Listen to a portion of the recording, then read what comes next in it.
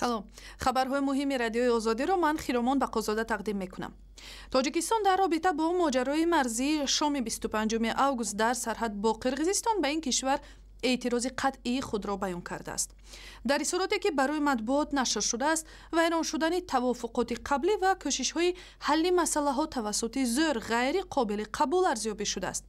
вазорат ба афзоиши ба гуфтааш иғвоҳо дар арафаи гуфтушунидҳои муҳими байни ҳукуматӣ ки ба муносибатҳои дуҷониба таъсири манфӣ мерасонанд изҳори таассуф кардааст.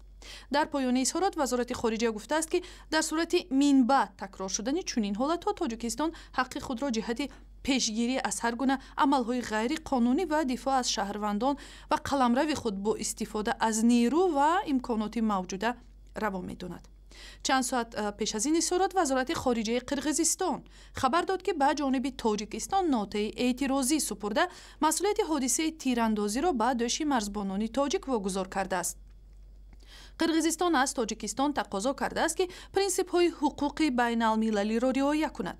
дар ин исорот гуфта мешавад ки ба ҳангоми ба гуфтаи ҷониби Қирғизистон ҷилавгирӣ аз аъмоли ғайриқонунии шаҳрвандони Тоҷикистон ва гирифтани пешироҳи тахриби пул низомиҳои Тоҷикистон алайҳи низомиҳои Қирғизистон аз силоҳ тир кушоданд ки мунҷар ба даргирӣ байни низомиҳои Қирғизистону Тоҷикистон шудааст.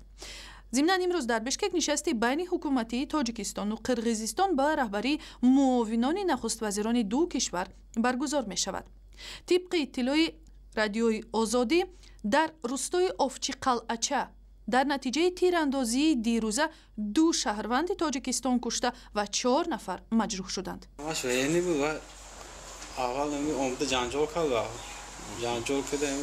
پاگرینچیکوی موی زاد زده در عمدانگی بخیر زیاد بودن؟ ها چند نفر تخمینا 100 زیاد. برای چی جنگ کردند و تیر انداختن طرف شما؟ برای زمین پلاتینا هست امینه میگیریم ما اینجا ما جایی که پول ساختنی هستن یا بیدن؟ انا همینجا ما اونجا 35 سال بود زندگی میکنیم 12 خواجگی. яке аз кушташудаҳо Азамат Азимов сардори гурӯҳи сарҳадбонӣ дар ин хати марз ва дигари сокини ҷамоати Овчи Қалъача Нӯъмонҷон Набиев 25 сола буданд. Нӯъмонҷон Набиев имрӯз ба хок супурда шуд. сабаби сарзадани муноқиша дар шурӯи сохтмони бидуни огаҳии пуле аз болои рудхонаи Хоҷабоқирғон дар рӯстои Овчи Қалъача будааст. ҳамкори мо Маъсуми Муҳаммад Раҷаб дар деҳаи Овчи Қалъача бо раиси хоҷагии деҳқонии Сарбанд ва яке аз маҷрӯҳони ин низоъ ҳамсӯҳбат шуд.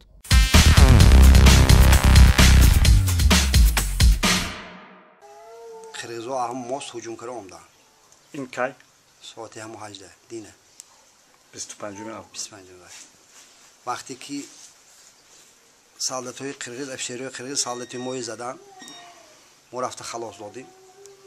баъди халос додан баҳо гирех боло буромда мо ях хел санг зад занакошон аввало доман ки санг метиҳанд тағораки баъд 5 минут санг борон кардам мо дига илоҷ натонистем ямали мо викади мои намеандад якум снайперки мана даст задан. ҳамин як техника беларус истода буд пушти ҳам мегузарам а пушт аллапатка задам дуюм вай пушти трактор бу гирехтим як зайнидин гуфтинги бачча ҳамҷа бас гифта оғӯшам ба гифтаму писарам мурим муддим гуфта калима гаронда будам ки пуштамадам Нӯъмонҷон бас ва тап нас медмуд. ин баччам аиси тир задан аисинаш гузашт зайнидина вал ки тир парон пас қирғиз беприбижен якуман снайпер буд мишембе бе ягон хе огоҳӣ сарҳадбонои моям тир паронанд сарҳадбонои мо успетам накарданд таҷи ҷумидам натонистам ҳа ва баланд буд висата буд 7 кас 7 гражданский одам будем ҳамин 6таш мана худо шукр сеҳат саломат якташ муд ваҳо мақсади ваҳо обанбор ваҳо замин не мост дар кор не мақсад ягона обанбор ин тарафи Ботканда дар назар доред? Не Сарбанд сарҳади мо хоҷаги Сарбанд вайҳо гуфтед яъне киҳо ино қирғизҳо обсозӣ кардани як моҳ эси мана ҳамин масъала ҳал баҳс намеёвад мегӯем унҷанда 17 национални пункти моҳа ва и хоф ба низатна ҳамҷо даромда мебурод сарҳамҷо бурортон бурод дина сарҳад ки буромдаги буд ҳамин кор шуд. شروع دور دوم آزمون مرکزی ملی تستی برای انتخاب اختصاص‌های نو شماره زیاد داوطلبان را نزد شعبه‌های امانت بانک و مرکزی تستی آورد. با گفته مسئولان به خاطر محدود بودن مهلت انتخاب اختصاص‌های نو که تا 28 آگوست تعیین شده است، اکثر داوطلبان از مناطق دیگر به پایتخت آمدند و حالا شماره داوطلبان در نزد این دو مؤسسه خیلی زیاد به نظر می رسد. حتی در نزد مرکز ملی تستی به خاطر جلوگیری از بی‌ترتیبی احتمالی گروه مخصوص ملیسا دعوت شده ترتیبات را زیر نظارت گرفته است.